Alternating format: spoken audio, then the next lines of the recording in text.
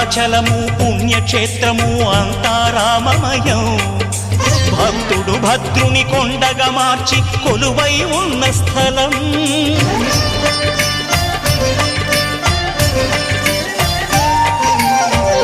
భక్తితో రామదాసు ఈ ఆలయమును కట్టించనయా. సీతారామ లక్ష్మణులకు ఆభరణములే చేయించనయా.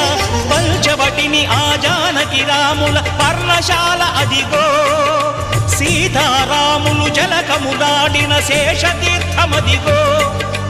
రామభక్తితో నదిగా మారిన శబరి ఇదేనయ్యా.